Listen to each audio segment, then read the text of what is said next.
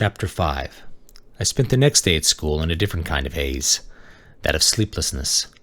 I saw the pretty girl from my fantasy, and she repulsed me. I was terrified of being called on to answer questions in class. I was afraid I would just blurt out the whole story of Danny Fisker, and nobody would believe me there either. Luckily, no teacher bothered me. They were all content to let me stare into space or draw in my notebook. My notebook! I threw the thing away at some point. The pictures I drew in it were disturbing. I drew gestures more than forms. Long, sweeping strokes of ink, all in the same directions, gave impressions of my thoughts, often looking like faces with dark eyes, or overlong limbs, or reaching hands, or rows of crooked teeth. There was actually one person who believed me. Apparently, she heard the story through Mikey, who went to high school with her brother. She approached me during lunch. I remember her looking down on me as I ate my tray of processed food by myself, my friends sitting a few feet away and ignoring me. She wore big black glasses that framed brown eyes, which were wide with shock. Her hair was pinned up, and she had a big baggy sweatshirt on. "Are you Willie Smith?" she said. "Billy," I said. "Yeah." She sat down across from me, but held a stack of books close to her chest like she was afraid I would steal them. "What's up?" I said to her, not knowing where to begin a conversation with a strange girl. "I heard you saw Danny Fisker." I immediately felt annoyed and embarrassed. I shook my head and looked away. "Did you see him?" she said, her big eyes getting bigger still. "I thought I did. I'm just crazy, though." "I believe you." "You do?" "Yeah." "Why?" "Mikey said you didn't hear about Danny Fisker first." "So?" "That means you can't have imagined him." "Sure it can," I said. "Someone had to imagine him in the first place." She shook her head. "Not if he's real. You're not the first person to see him. My aunt saw him. She worked at the funeral home a long time ago." "So your aunt's crazy too. So what?" She gave me a strange look, then stood up. "Just wanted to say I believe you." I stared at her for a few moments. "Thanks.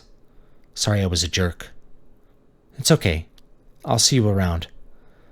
I realized after she left that I never asked her name, and she never gave it. I took my medication that night. I slept like the dead, but my dreams were chaotic and nightmarish fragments of thoughts. The only thing I clearly remembered was trying to crawl away from something that had me by the feet and was pulling me closer and closer to some sort of abyss. My mother woke me in the morning, and I was so groggy I could barely move, but I managed to get out of bed. When I went to put on my shoes, I screamed. My feet were black and purple, covered with painful bruises all across the tops and penetrating to my arches. "Your lamp broke on your feet last night," my mom said. "That must have done it. Don't you remember?"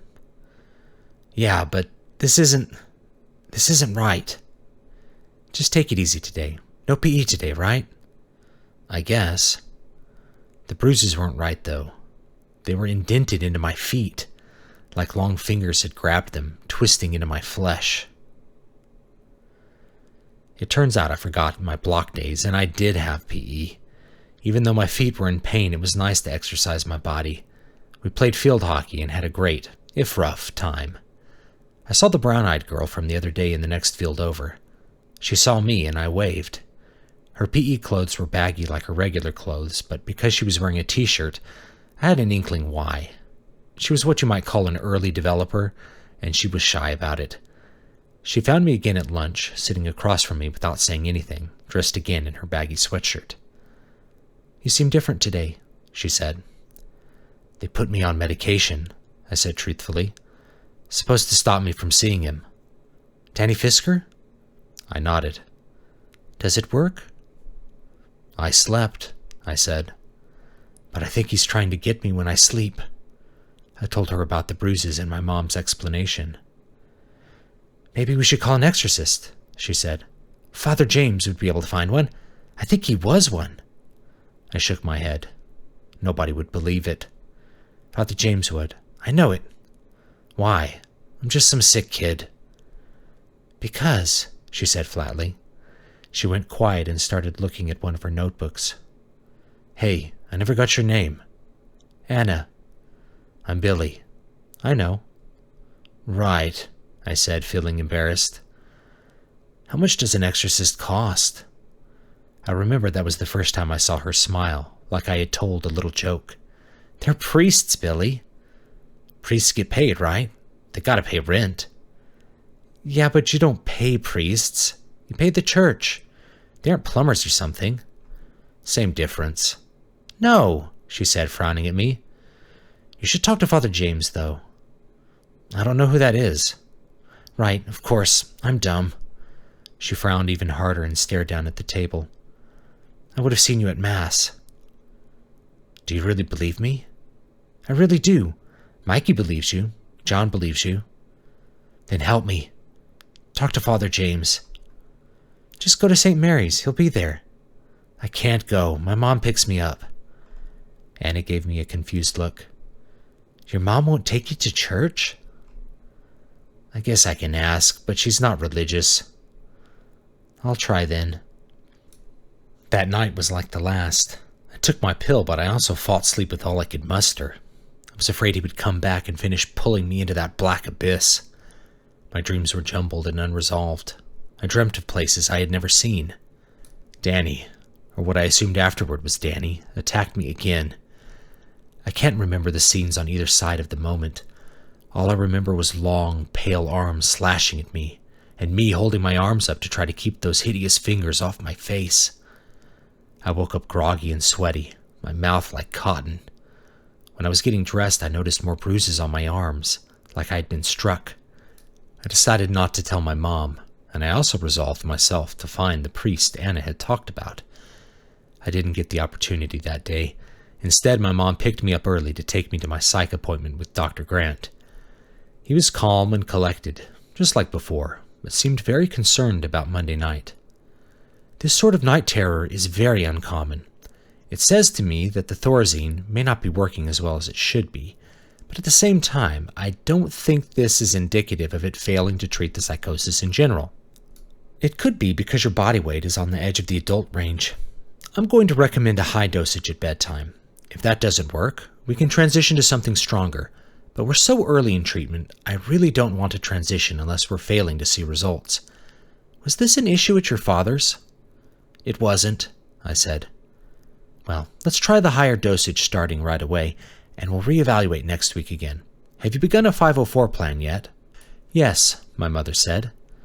I didn't know what a 504 plan was, but I guessed it was related to my treatment. Good. I'm available for comment during normal hours. Make sure the principal has my card. The higher dose knocked me out. I dreamt, but in the morning I could scarcely remember any of it.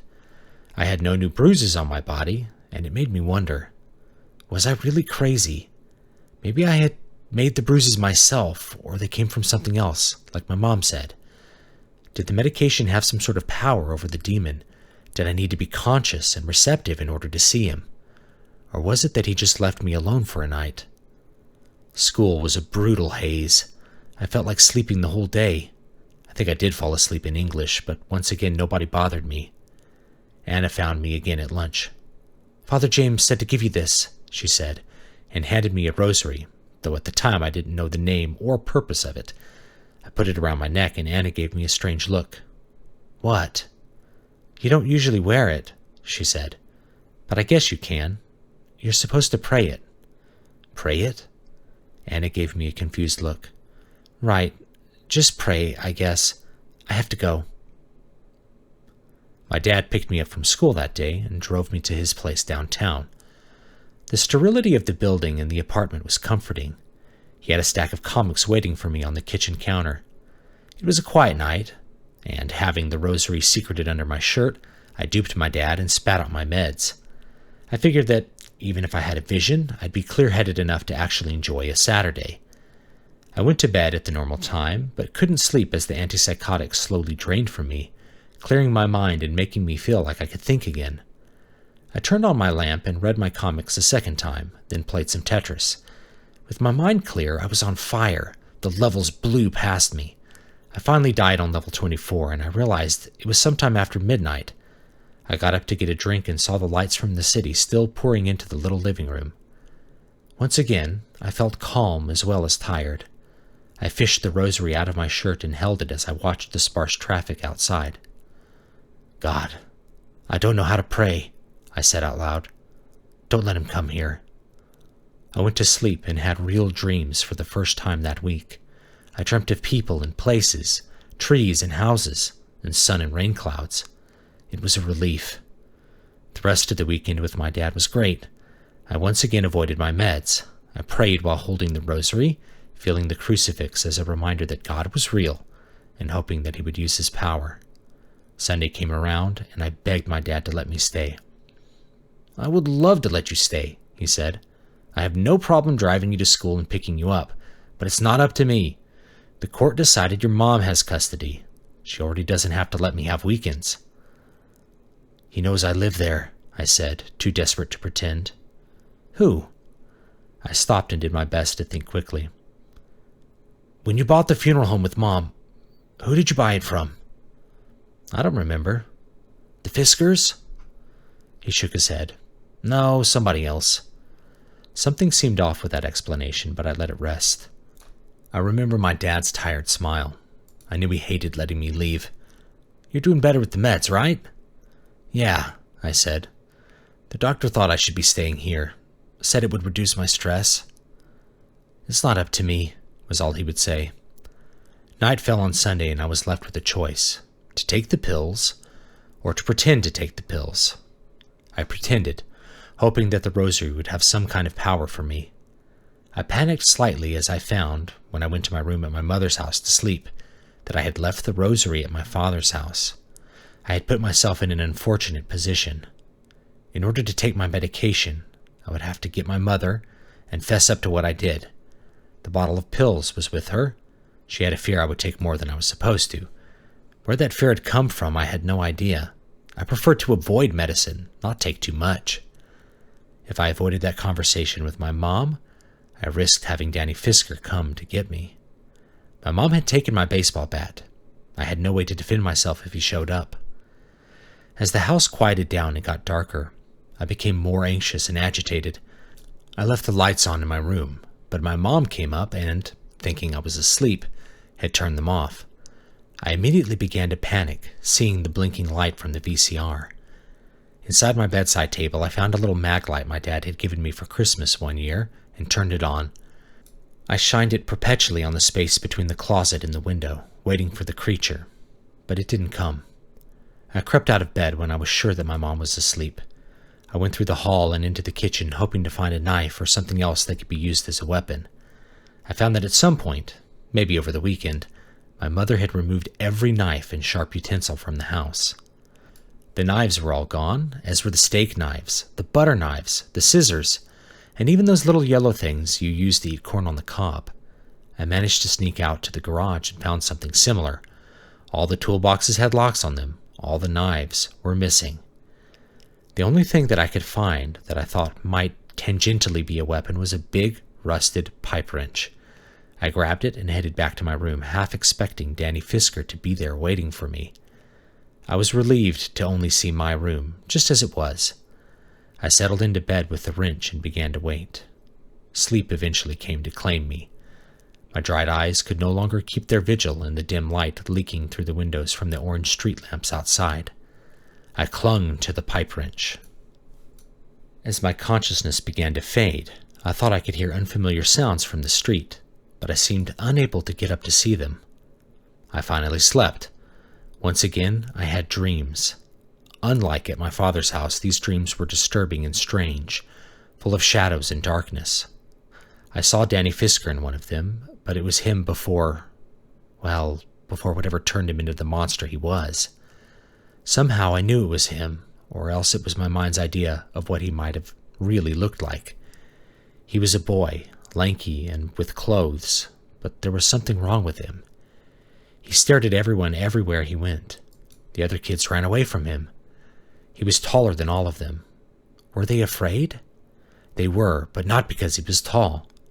He was terrified, too. He hated school. He hated the other kids. He hated everyone, and he wanted to run away, too. I awoke from the nightmare, knowing fully what I would see in my darkened room. God help me, I said. The words could actually come out of my mouth, to my surprise. They seemed somehow to have a kind of power, or else they encouraged me. In the shadows, illuminated by the light leaking from the half-open blinds, was a tall figure.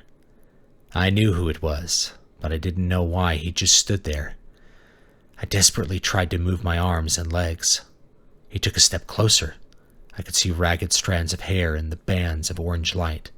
God help me, I croaked.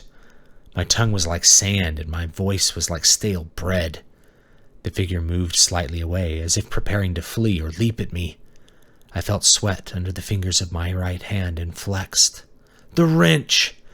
Courage suddenly came into my mind, matching the dread of Danny Fisker's wicked mouth and spider-like fingers. Finally, I gained enough strength in my limbs to lift the wrench. I sat up with as much speed as I could and swung the wrench. The figure turned, flinching. I fell forward, off of the bed. I lost track of where I was. A loud hissing sound surrounded me. I got to my knees and swung again, hoping to hit the large, unknowable, writhing shape in the darkness. The pipe wrench collided with something, thudding heavily. The hiss turned into something else, a cry or wail. I tried swinging again, but was too disoriented to know if I hit anything. The wail turned into a scream. Then I heard the sound of the door slamming. I swung again, hitting nothing. Then I realized I had rolled by the door and was half leaning on it. My breathing was frantic. I pushed myself up and turned on the light. My room was empty. I began to slow my breathing down. At the same time, I heard my mother coming down the hall. Quickly, I threw the wrench under my bed and flopped on top, not bothering to turn off the light. "Are you all right?" my mother said, bursting through the door. "Fine," I said. "I just had a nightmare. I'll be okay." "This is twice now this has happened since you came home from your father's. I think there's something about that apartment that's stressing you. I'm going to talk to Dr. Grant about it." "No," I said. "There's nothing stressful about it." I wanted to tell her it was her house that made me stressed, but I held myself back. I was afraid of making her truly mad. "Are you going to be okay?" "Yeah, I just stumbled getting to the light to turn it on." "All right," she said and stepped back out, leaving the door slightly ajar. "That was quite a scream." My eyes went wide as the light went out. I waited nervously for a few minutes, then found my flashlight and looked under the bed for the pipe wrench. I found it and pulled it out. In the light, it looked like it was covered in something black. Blood, perhaps, but if it was darker than what I imagined it could be, like it was long rotten. It sent a shiver up my spine looking at it. I refused to touch the end of the wrench, afraid whatever substance was left on it was of some insidious evil. I needed the wrench, though. I found an old pair of underwear I didn't care about anymore, and put the dirty end of the wrench on the butt part so that my bed wouldn't end up with the filth on my sheets. Then I went back to bed to wait for Fisker's return. "Thanks," I said aloud. Sleeping was impossible. I had to find a way to end it.